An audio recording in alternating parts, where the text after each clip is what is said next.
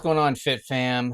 You ever had that time where you're really down and something bad happened, got laid off, loved one sick, and you're just feeling that emotional drain? Well, I'm kind of going through that right now because we are going back to the hospital for my daughter. And we've already been to two children's hospitals, and now we're going to try to hit a third in a different state. And so that's where we are. And I think, as an example, I think, going through this situation, it's easy to talk about and, give people affirmations and go, hey, this is what you need to do and keep your chin up and things will get better and one step at a time, all the things. But I think it's different when you're going through it and you're giving advice because I feel like at this time and moment, this is what I'm doing to get through it is that when you're feeling down, try to be thankful, be grateful for something, look for something because it's the only thing that I've found in my life that's going to get you on the opposite end of anger, despair, that feeling of all is lost, And, like last night, I was just praying. Thank you, God, for my daughters. Thank you, God, for my wife. Thank you, God, for my family. Thank you for everything that you've done in our lives to keep us healthy and safe and to progress in this life. And then I prayed. I prayed for my daughter. I said, pray for my daughter's health. I don't know if it's a miracle, if it can happen, that you can just heal her, or if it's just opening the doors to other doctors and letting us get in to see a specialist that knows what we need. And we're just getting to that point of being thankful that whatever's happening is happening and being thankful that there's a way out. We know that this isn't going to last forever. We know that if you're unemployed, you're not going to always be unemployed. We know that regardless of how many times you tried applying and trying to get a job, because I've been there too. Oh my God, I've been there. That you're going to succeed in whatever you do. And all you got to do is just be thankful. I have told this story before, and I'll tell it again. The one time that I applied, I was unemployed, got laid off, 3 times now, and I was trying to find jobs, and I was applying for multiple companies that I thought, hey, that'd be kind of cool. And there was a company that I applied for, and this was early 2025. The question that came out was, how do you use AI? That opened a floodgate for me because I was like, I don't know, like summarize PDFs, which I still do. But it was in that aspect of understanding, oh, this is new and I need to pay attention to what's happening in the world and environment. And that's what pushed me to continue to be curious more about AI. And I got into there was a Outskill, I think it's outskill.com. I'll put a link in the show notes. I found a workshop, and you'll find some workshops that are free, period. I mean, there's so many, let's just face it, right now AI is crazy. So there's so many things that you can look for that will help you kind of grasp what's happening in AI. But I went to Outskill and they had a weekend and I got a free course. It was a weekend for free. I think they usually charge it. But I found a link, signed up. And of course, yes, at the end they give you a pitch. The pitch is to do a program. And I did it. I went to the program. I did a 6-month fellowship program and learned more about AI and tried to immerse myself. And as I was applying for jobs, just I was continuing to stay busy.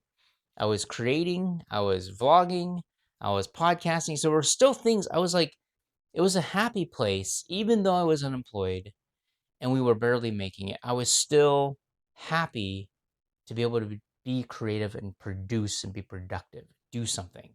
The obstacle was there, so it opened up different doors. The obstacle was there for me to grow. The obstacle was there so I could learn and develop my own skills. And I think in this, I don't know what the outcome is for my daughter and what this whole thing is, how it's going to happen. But I will tell you, for those of you who are interested, what my daughter has, and it's becoming more known now, autoimmune encephalitis. Your body's immune system starts attacking the brain because of inflammation, and that's what we're dealing with.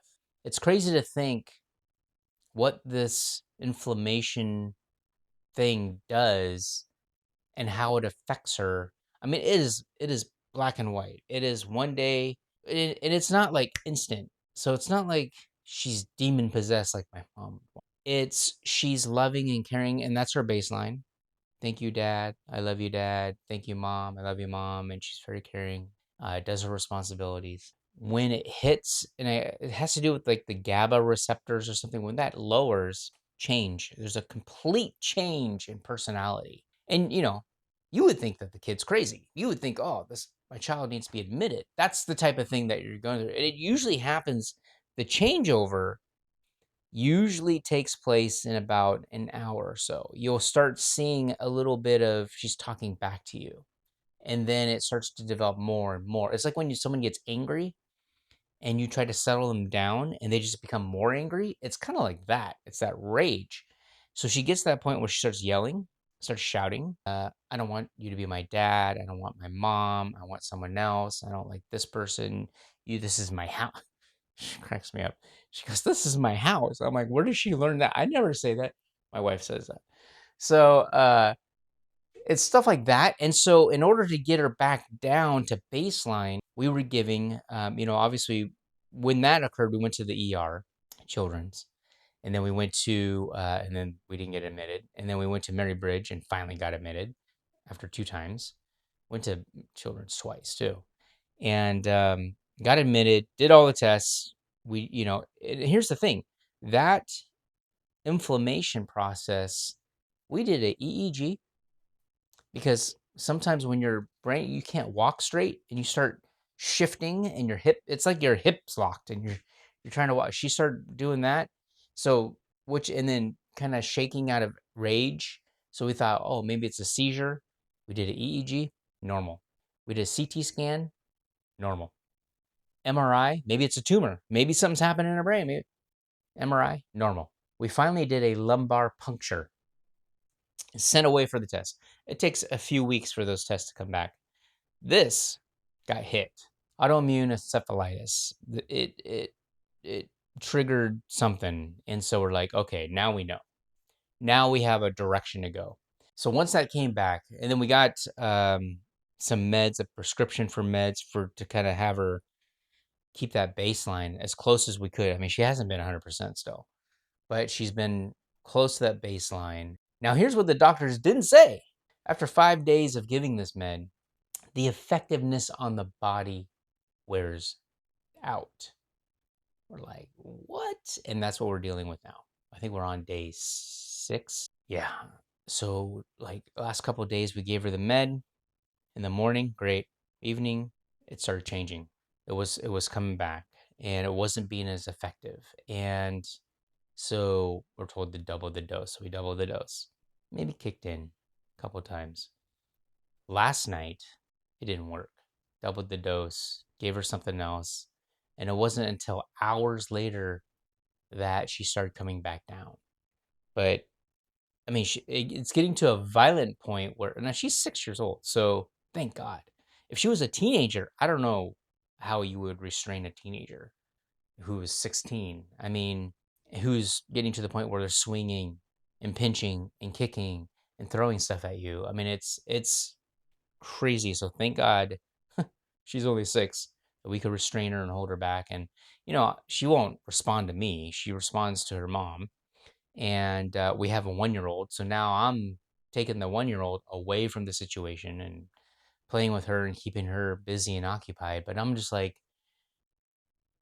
now we're going to an out-of-state doctor, specialist, hopefully to be admitted there, to really, because we already know one of the programs that can help is steroids, but that's not, you can't do that all the time. So the one is called IVIG, which is where they recirculate blood to get the antibodies and to rebuild all the immune system in the body. Now, there's risks to that, but we're at the point of we'll face the risks and hopefully we can get this thing solved. Anyways, that has been the crazy part, an emotional part. Like physically, I don't feel exhausted, but emotionally, I'm exhausted. Back to fitness, the gym, I've cleared it. I've been doing light workouts to get my body reconditioned, and I am sore. It'd be just 3 sets, and I'm sore. I did order, now remember back, I had ordered a ketone essence or something like that, something that was just awful. And I said, don't buy it. I tried the Diary of the CEO. He's one of the members of the Ketone IQ. It hands down has better taste. The aftertaste is the fruit taste. It's not the other stuff. So they're hiding it. You can definitely taste it, the underlining tone of the ketone juice, whatever they're using. But this one is a lot better. So if you guys want to try it, guarantee it. It's pretty good. I tried half a bottle just to see if it would kick in because it was like recommended that since I have citron deficiency, like how is this going to affect me to kind of ease into it. And so I only did a half a bottle. I didn't really feel like that sharpness that they say, that focus or that energy. I didn't feel any of that kick in. So I don't know. Maybe there's something wrong with my system where ketones aren't kicking in as fast. But there we go. Other side, the sardine diet, I was doing it kind of part-time, if you will. I would eat in the morning, lunch, and then I'd have a regular dinner. And I'm back down to 140. So it's working. What could I say? The other thing I'm starting to look at when it comes to AI, I'm starting to look at Claude Cowork. I'm trying to set up my system. I haven't had time to really sit down and focus because of all this other thing and then work. And so I'm trying to get that set up because there's a certain way to get set up. I'll put a link in the show notes of a video that I found that she walks you through step by step, which I thought would be really useful. So after we talked about Netflix and YouTube, and I went and said, "Hey, YouTube's cheaper than Netflix." Yeah, well, YouTube raised their prices. So it is what it is, but I still find value in not having the commercials. So tell me, what is the one thing that you're thankful for? What are the struggles you're working through? Leave a comment in the notes. Tell me what's up, and you just got to keep pushing forward.